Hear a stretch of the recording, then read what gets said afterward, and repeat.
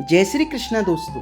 हम लोग पावन वैशाख मास का महात्म्य पढ़ रहे थे। उसी को आगे बढ़ाते हुए आज 8वें अध्याय में प्रवेश करते हैं। बोलिए विष्णु भगवान की जय, बोलिए भक्त और भगवान की जय। आप लोग चैनल को सब्सक्राइब कर लीजिए जिससे एक भी अध्याय आपका छूटे ना, और भी जो व्रत कथाएं हैं वो भी आपको इस चैनल पर मिल जाएगी। 8वां अध्याय सूनी यमपुरी। श्रुदेव जी ने कथा को आगे बढ़ाते हुए कहा, इस प्रकार चक्रवर्ती नरेश कीर्तिमान के शासन से सब जगह और सब देशों में यह धर्म का पौधा लगाया गया और आगे चलकर यह खूब बढ़े हुए वृक्ष जैसा हो गया।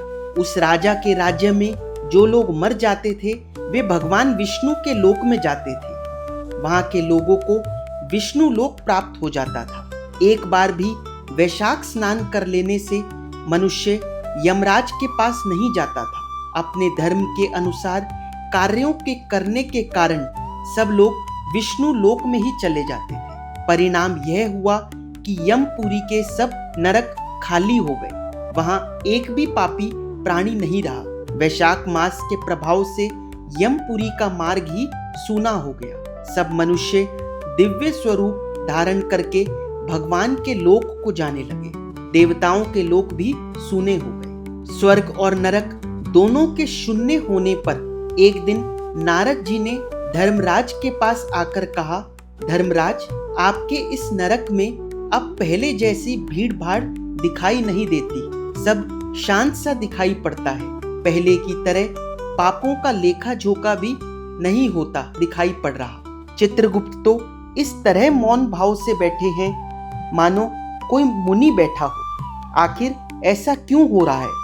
इसका कारण क्या है? महर्षि नारद ने जब यह प्रश्न किया तो यमराज ने बड़े दीनता भरे स्वर में कहा, नारद जी, इस समय पृथ्वी पर जो कीर्तिमान राजा राज्य कर रहा है वह पुरुषोत्तम भगवान विष्णु का भक्त है। उसने सब जगह निर्देश दे रखा है कि कोई भी मनुष्य भगवान विष्णु को प्रसन्न करने के लिए वैशाख मास में बताए गए धर्मों का पालन न करने पर दंडित किया जाएगा। उसके भय से कोई भी मनुष्य कभी वैशाख मास के धर्मों का उल्लंघन नहीं करता। उस पुण्य कर्म के प्रभाव से सभी भगवान विष्णु के परम धाम को चले जाते हैं। हे नारद जी, उस राजा ने इस समय मेरी यमपुरी का मार्ग सूना कर दिया है। स्वर्ग और नरक दोनों को शून्य कर दिया है। अब मैंने सोचा है कि मैं ब्रह्मा जी के पास जाऊं और यह समाचार उन्हें सुनाऊं और अपनी परेशानी से उन्हें परिचित कराऊं। तभी मैं स्वस्थ और आश्वस्त हो सकूंगा। नारद जी को अपना निश्चय बताकर यमराज ब्रह्मा जी के पास गए और उनका दर्शन कर उन्हें प्रणाम किया। ब्रह्मा जी ने यमराज को देखा और यमराज पृथ्वी पर गिर पड़े। उन्होंने ब्रह्मा जी से कहा, ब्रह्मन, काम में लगाया हुआ जो पुरुष स्वामी की आज्ञा का ठीक ठाक पालन नहीं करता है और उसका धन लेकर मौज उड़ाता है वह काट का कीड़ा होता है। जो बुद्धिमान मनुष्य लोभ के वश में पड़कर स्वामी के धन का बिना काम किए उपभोग करता है वह 3 कल्पों तक पक्षी बनकर नरक में जाता है। कार्य करने में समर्थ होकर भी जो मनुष्य कार्य में नियुक्त होकर निठल्ला बैठा रहता है वह बिलाव की योनि पाता है। हे कमलासन, मैं आपकी आज्ञा से धर्म पूर्वक प्रजा का शासन करता आ रहा हूँ। मैं अब तक मुनियों और धर्म शास्त्रों के कथन के अनुसार पुण्य आत्मा को पुण्य के फल से और पाप आत्मा को पाप के फल से संयुक्त किया करता था, परंतु अब आपकी आज्ञा का पालन करने की सामर्थ्य नहीं रही। कीर्तिमान का पूरी पृथ्वी पर शासन है। उसके राज्य में सब लोग वैशाख मास में बताए हुए पुण्य कर्मों का पालन करके पितरों और पितामहों के साथ बैकुंठ धाम में चले जाते हैं। उनके मरे हुए पितृ और नाना नानी आदि भी विष्णु लोक में चले जाते हैं। इतना ही नहीं, पत्नी के पिता शवसुर आदि भी मेरे लेख को धत्ता बताकर विष्णु लोक में चले जाते हैं। हे देव, बड़े बड़े यज्ञों के करने से भी मनुष्य वैसी गति नहीं पाता है जैसी वैशाख मास के धर्म कार्यों से मिल रही है। संपूर्ण तीर्थों से, दान आदि से, तपस्या से, व्रतों से अथवा संपूर्ण धर्मों से युक्त मनुष्य भी उस गति को नहीं पा सकता है जो वैशाख धर्म में लगे हुए मनुष्य को प्राप्त हो रही है। वैशाख मास में प्रातः काल स्नान करके देव पूजन, महीने के महात्म्य की कथा का श्रवण तथा भगवान विष्णु को प्रिय लगने वाले धर्मों का पालन करने वाला मनुष्य विष्णु लोक का स्वामी होता है। और जगतपति भगवान विष्णु के लोक की तो सीमा ही मेरी समझ में नहीं आती है। सब ओर से करोड़ों प्राणियों के झुंड वहां पहुंच रहे हैं तो भी वह भरता नहीं है। इस संसार में पवित्र और अपवित्र सभी लोग राजा की आज्ञा से वैशाख मास के धर्म का पालन करके विष्णु लोक को जा रहे हैं। हे ब्रह्मन, उसकी प्रेरणा से संस्कारहीन मनुष्य भी वैशाख के प्रातः स्नान मात्र से वैकुंठ को चले जा रहे हैं। ऐसा लगता है कि उसे केवल विष्णु के चरणों में ही गति दिखाई देती है। अतः वह संपूर्ण संसार को विष्णु लोक में पहुंचा देगा। जो पुत्र, धर्म, अर्थ, काम और मोक्ष के प्रतिकूल चलता हो वह पृथ्वी पर माता के पेट से हुआ रोग है। वह नीच पुरुष अपनी माता का वध करने वाला कहा जाता है, किंतु राजा कीर्तिमान की माता और उसकी पत्नी का पुण्य संसार में प्रसिद्ध हो रहा है।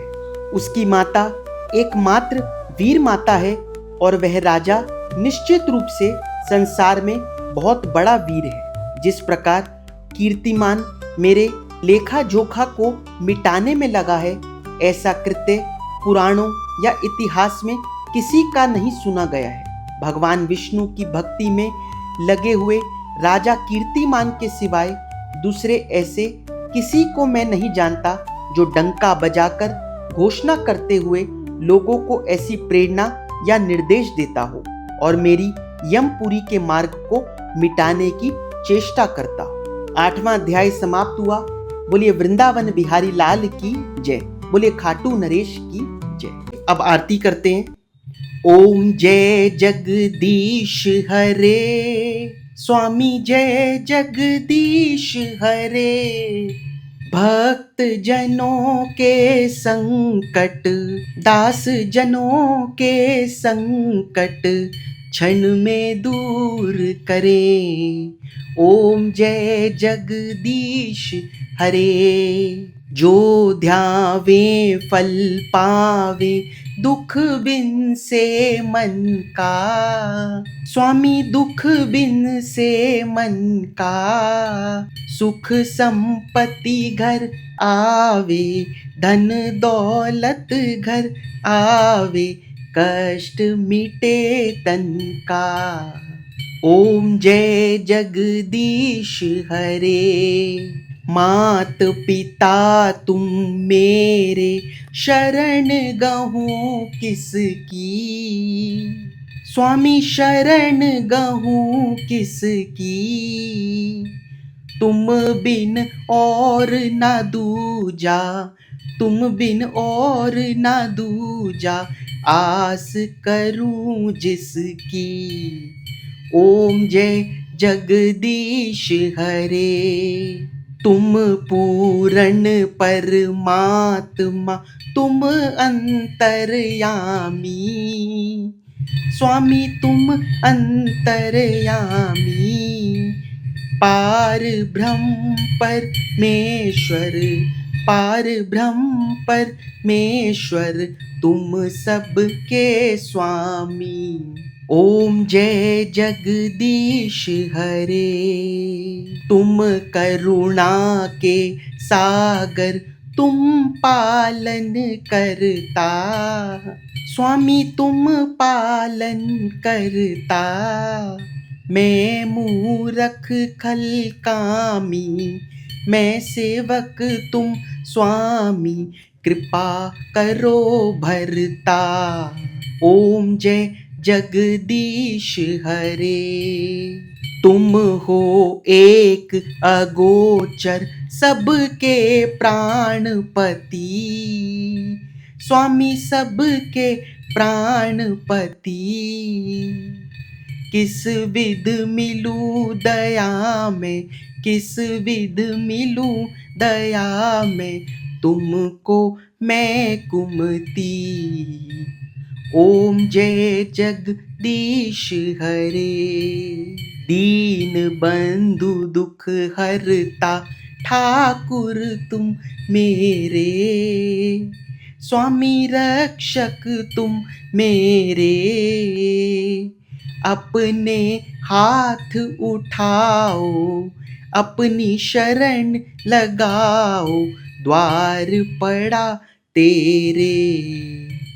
ओम जय जगदीश हरे, विषय विकार मिटाओ, पाप हरो देवा, स्वामी पाप हरो देवा। श्रद्धा भक्ति बढ़ाओ, श्रद्धा भक्ति बढ़ाओ, संतन की सेवा। ओम जय जगदीश हरे, ओम जय जगदीश हरे, स्वामी जय जगदीश हरे। भक्त जनों के संकट, दास जनों के संकट क्षण में दूर करें। ओम जय जगदीश हरे। बोले विष्णु भगवान की जय, बोले भक्त और भगवान की जय। अगर आप लोगों को वीडियो अच्छी लगी हो तो वीडियो को लाइक और चैनल को सब्सक्राइब जरूर कीजिएगा। जय श्री कृष्ण।